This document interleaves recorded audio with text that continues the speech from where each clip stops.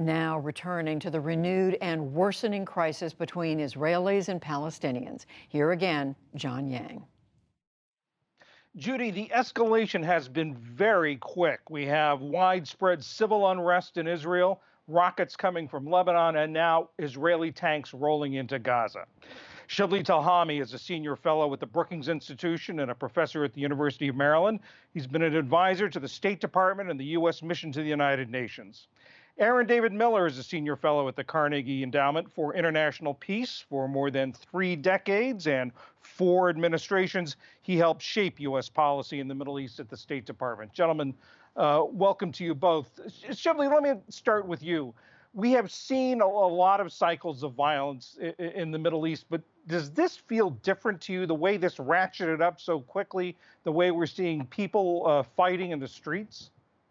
Yes, the escalation was very rapid, and the crisis was certainly unexpected. It happened seemingly out of nowhere. Certainly, the Biden administration didn't expect it. There are 2 reasons for that. One reason is that the issues at stake were core issues for Palestinians. The evictions from homes of Palestinians in Jerusalem. This is something that is obviously an immoral act, but also one that the EU says blatantly violates international law, where the UN says a possible war crime, and is seen to be part of a strategy to limit the number of Palestinians in Jerusalem and increase the number of Jews. And it evokes what happened, obviously, in 1948 for the Palestinians. Coming in Ramadan, when people are mobilized and praying, in the assault on the mosque itself, Al-Aqsa Mosque, more graphic than I've ever seen, to be honest, in all the years of occupation, particularly inside the mosque itself.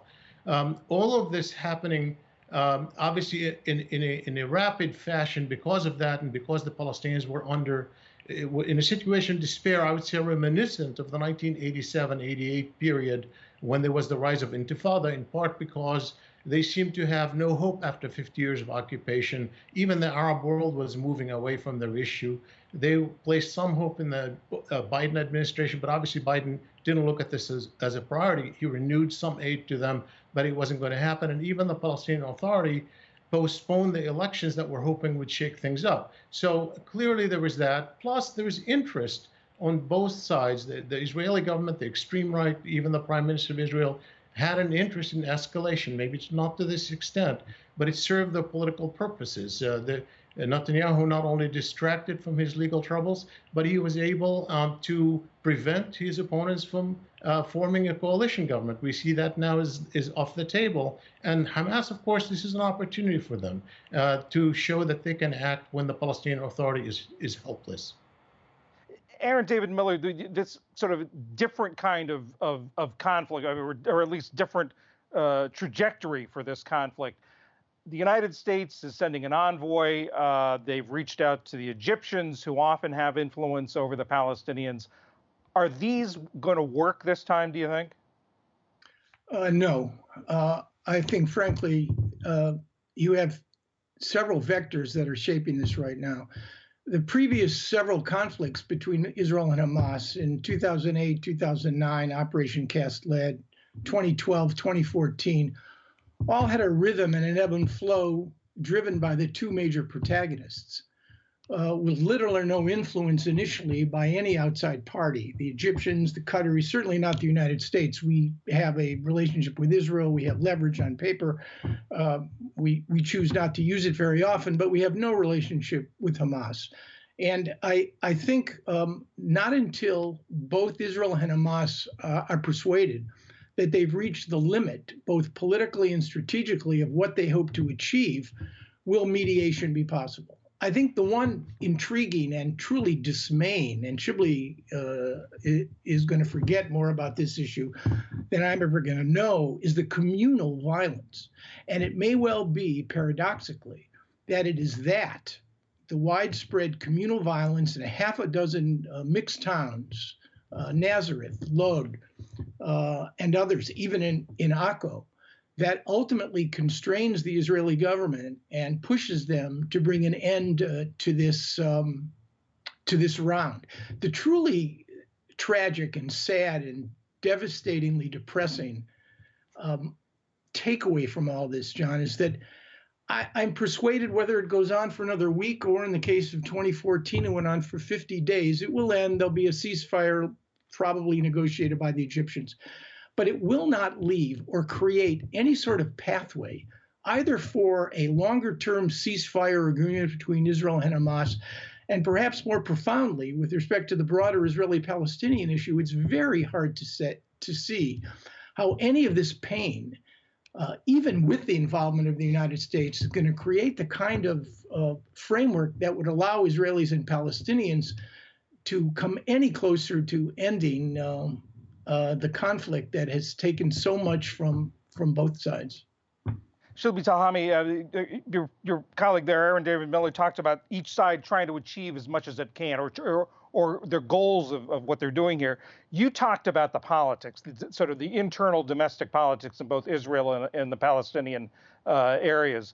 The Israeli elections, this never-ending series, it seems, of Israeli elections trying to form a new government. The Palestinian Authority trying to hold legislative elections for the first time since 2006. How are these internal political forces affecting decision-making on both sides? There's no question that they've affected the escalation. I have no doubt about that. And I think, but neither side was looking for an all-out war. And I think even now they're not looking for an all-out war because, as Aaron said correctly, they don't see a strategic horizon. In the end, everyone is going to lose. The Palestinians lose more always. Look at the ratio of casualties. The asymmetry of power is huge, and they lose 10 to 1 so far in terms of the casualties. But in the end, there will not be a solution, a strategic solution. So there are two things to keep in mind here.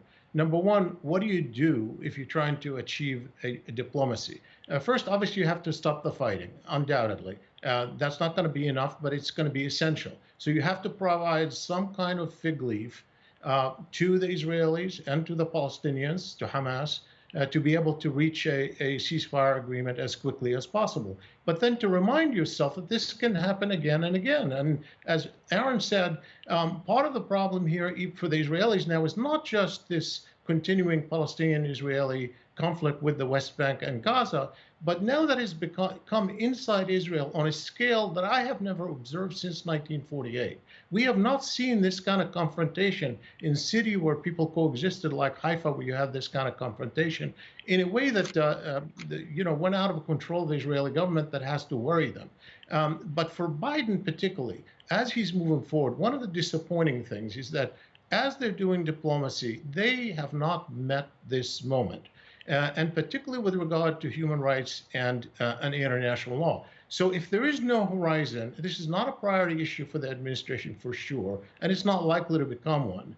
But nonetheless, because it's not a priority issue and a political settlement is not on the horizon, what you do is you focus on the key issues of people's lives: equality, human rights, democracy, freedom for people. You focus on those. This is an issue where there's a very clear-cut case of violation of international law. And the administration couldn't bring itself to saying, Israel should not carry out the evictions. The evictions are wrong. Both judges calm down. That's not a very good start for the administration. Unfortunately, Shibley Telhami, we are out of time, so you've got the last word. Shibley Telhami from Brookings and the University of Maryland, but Aaron David Miller from the Carnegie Institute for International Peace. I'm sure we're going to have more opportunities in the days ahead. Pleasure.